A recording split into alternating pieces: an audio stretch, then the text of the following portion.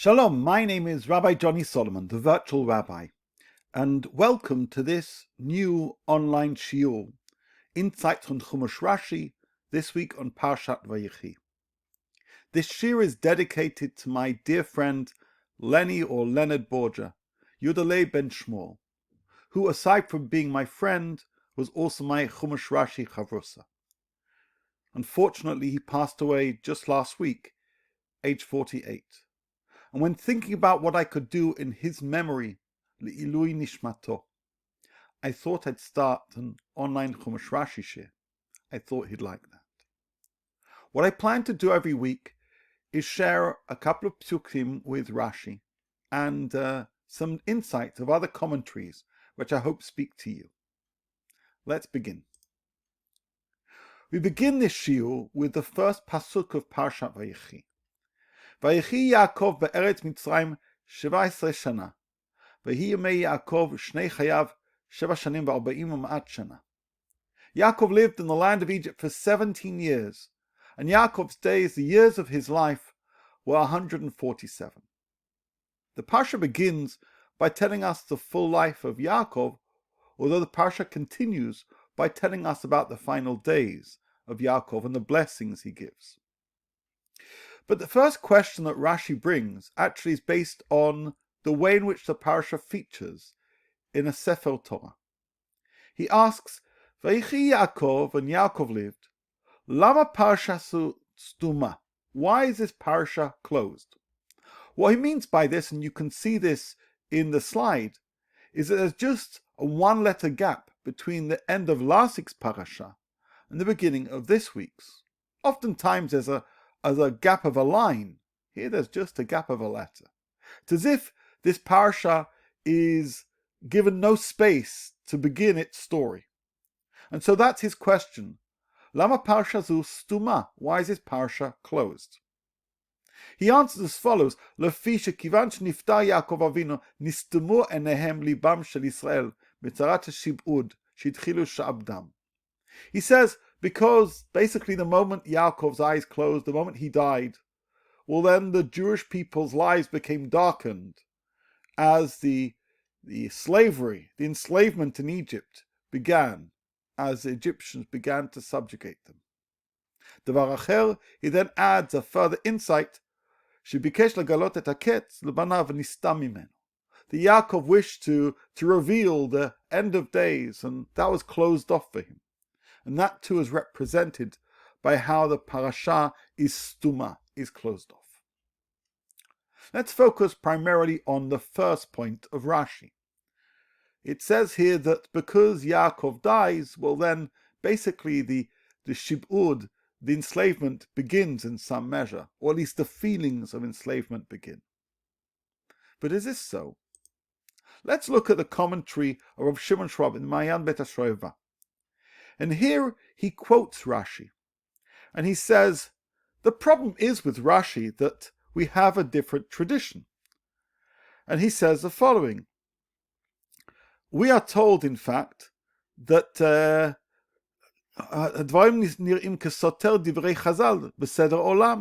this seems to contradict the teaching elsewhere. As long as at least one of the members of the 12 tribes, one of the sons of Yaakov, remained alive, the enslavement hadn't begun. Rashi suggests that once Yaakov dies, the enslavement begins, whereas tradition tells us that only once his children died did the enslavement begin. So, which is right? Well, Rav Schwab now takes us on a journey based on the psukim in our parasha.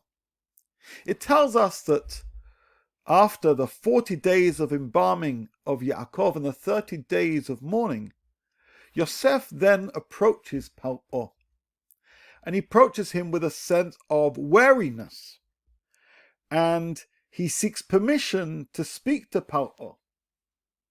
And Rav Schwab says, why? Why is he so cautious when approaching Paro? Yosef, until this point, has been the second most powerful member of the government in Egypt, the closest ally, the right-hand man to Pharaoh. Why is he so reticent and careful? Why is he so concerned by approaching Paro at this point in time? And what Rav Schwab explains is, in fact, we come to see that once Yaakov died, Yosef was worried that Pharaoh wanted Yaakov to be buried in Egypt, and Yosef therefore had to tread carefully.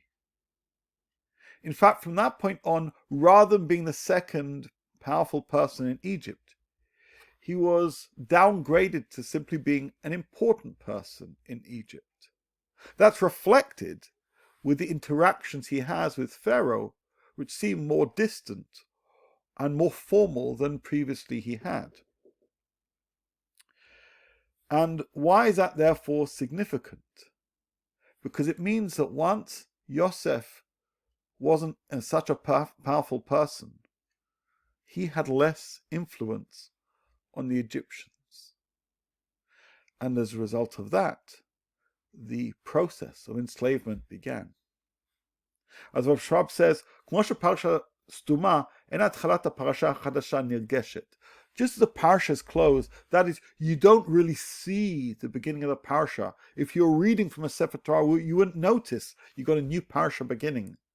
Well, in fact, you don't notice how the enslavement began. It was a slow ebbing away of power of Yosef, a slow distance being created between Pharaoh and Yosef, and a growing change in the dynamic between the Egyptians and Bnei Israel. That's what Rav Schwab has to say in terms of the first Rashi on the parsha. Let's move on. We now read, "V'ikruvu yimei Yisrael lamut, v'yikal livno Yosef, v'yomer lo imna matzati chen be'enecha, simna yadcha tachat yerki, v'asit amiti chesed ve'emet, al na takberini b'Mitzrayim." Yaakov pleads to Yosef. He asks him to vow, to make an oath that he will not bury him in Egypt. Instead, he will be buried in Eretz Israel. And Yaakov uses the words chesed ve'emet, kindness and truth. To which Rashi says the following: Chesed ve'emet, chesed shosim im hametim. Do the chesed that is done with the dead. Hu chesed shel emet. That's what we call chesed shel emet, the kindness of truth. She'enu metzapeh letashlum gmul. And why do we call the kindness we do with the dead? It's because when you do kindness to the dead, they can't pay you back. That's an idea that we've probably heard before. Helping people with bereavement, helping people in terms of burying the dead is considered to be chesed shel emet. People who work in the Chevra Kadisha do chesed shel emet. But the Ber Yitzchak, a super commentary on Rashi, a brilliant one at that, notes something important. He says, true, Rashi says chesed shel emet is a phrase we use about those who assist in burial and those with the dead. But if you look in the Torah, we find similar phrases of chesed and emet in situations unrelated to death. He says when you see how Eliezer speaks to Lavan and Tuel, he uses the words chesed and emet, but not in relation to death. V'ata im yishkim osim chesed ve'emet im Adoni. If you agree, do with me chesed and emet. He goes on to say, when the Meraglim in Sefer Yoshua go to the house of Rachav, they too use a language of chesed and emet. Vaya batet Hashem lanu et haaretz v'asinu imach chesed ve'emet. So, what does the Ber Yitzchak say? True, the chesed shel emet is a phrase which is appropriate about those who assist the dead because they can't thank them.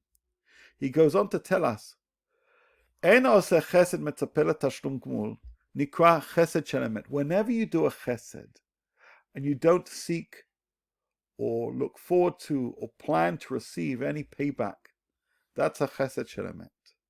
It's not just if you're doing work with the bereaved, burying the dead. Whenever you do a kindness and you don't look for any payback, that too is chesed shel emet. Moving on to the next pasuk,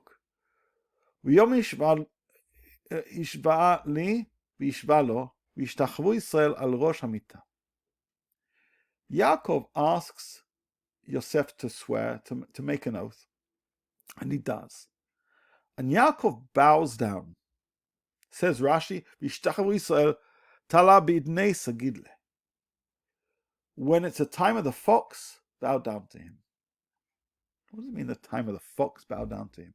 Well, according to Pshat of Rashi, what it means is, though Yaakov, of course, was the father of Yosef, right now, Yosef is still a senior person in Egypt, and Yaakov accords his son honor. When it's a time of the fox, bow down to him. But there's a deeper meaning to this Rashi. And here we look at the insight from Rashi by Reb Nachum Mendel Schneerson, the 7th Lubavitcher Rebbe, and he notes something interesting. The actual source of this saying is a Gemara Megillah. And the Gemara Megillah begins by saying, Hainu da'amar inish. This is what people say when it's a time of the fox, bow down to him. But he notes that Rashi doesn't include those opening words. Why? Well, here he explains that, in fact, what Yaakov was doing is teaching Yosef something. The fox, as we know, is the most cunning of animals. And he was telling Yosef that in order for his will to be fulfilled, of being buried in Eretz Israel, then Yosef needs to be cunning. He needs to plan what's going to be to make sure that Yaakov's body is eventually taken and buried in Eretz Israel. And thus, this isn't just a mere saying, this is an instruction. And that's why, according to the Lubavitcher Rebbe, Rashi doesn't quote the words Hainu da'amar inish. Instead, he actually simply says the phrase Ta'ale bidnei sagidle. When it's the time of the fox, bow down to him. Be a fox. And therefore you'll be able to know how to circumvent the difficulties that Paro is likely to put in your way to ensure my will is met of burying me in Eretz Israel. Moving on to the next series of psukim that we've listed here, Perek Memchet Pasuk Zayin. Here we see a dialogue between Yaakov and Yosef, referring back to Yosef's mother, Rachel. ואני בבואי מפדן מתה עלי רחל בארץ כנען, בדרך בעוד כברת ארץ לבוא אפרתה, ואקבריה שם בדרך אפרתה, היא בית לחם. Yaakov describes what happened to Rachel, and how he buried Rachel on the way to Bethlehem. Rashi tells us Vekbar Sham, and he buried her there. I didn't even take her even to Bethlehem. Instead, it was on the way. And then he continues to say, I know that you may well be aggrieved, talking to Yosef, about where I buried your mother. But instead, know that what I did was the divine command. וידעתי שיש בליבך עלי את האומות, ודע לך שעל פי הדיבור קברתיה, שם תהיה לעזרה לבניה, שיגלה אותם לבזרן. והיו עוברים דרך שם, יצאת רחל על קברה ובכה, ומבקשת עליהם רחמים. שנאמר, כל ברמה נשמע רחל מבכה על בניה. As if Yaakov is telling Yosef, you think I buried your mother in an improper place.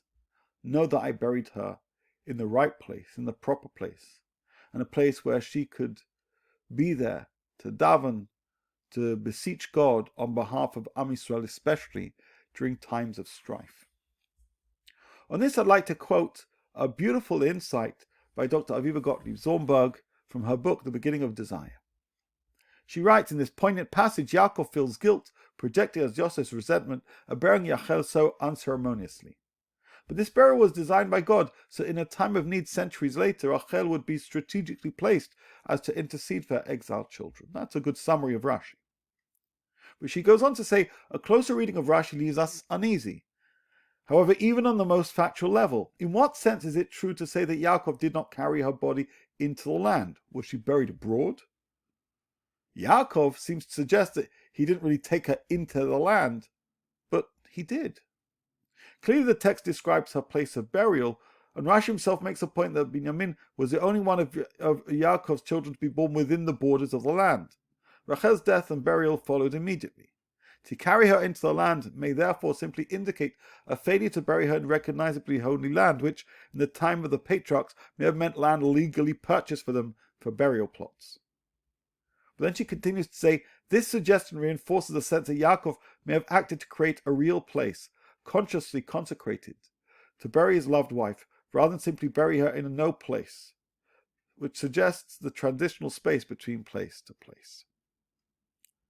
I want to reflect on this for a second, because what the complaint, or the apparent complaint of Yosef to Yaakov, of why was my mother buried in that place, the answer is, you think she's buried outside of a border, and not in the right place.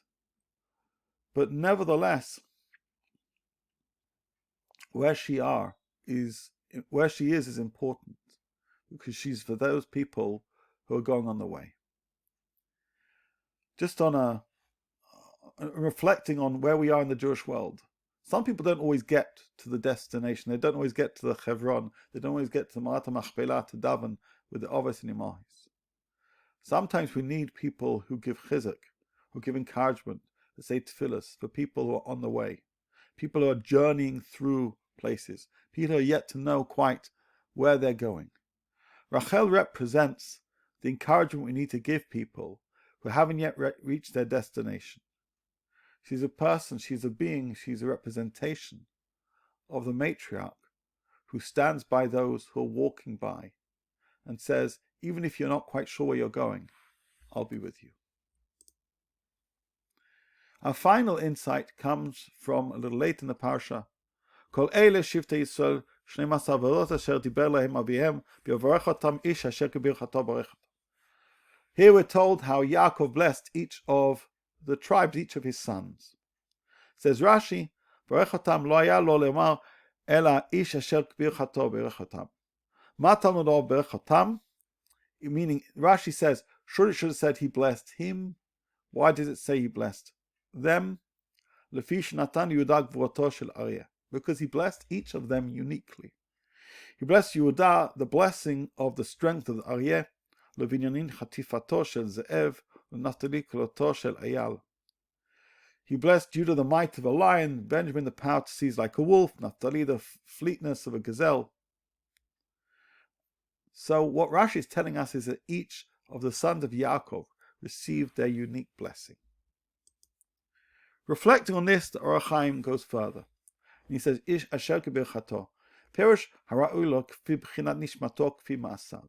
What this means is a blessing which matched the inner traits of the soul of each of the sons of Yaakov.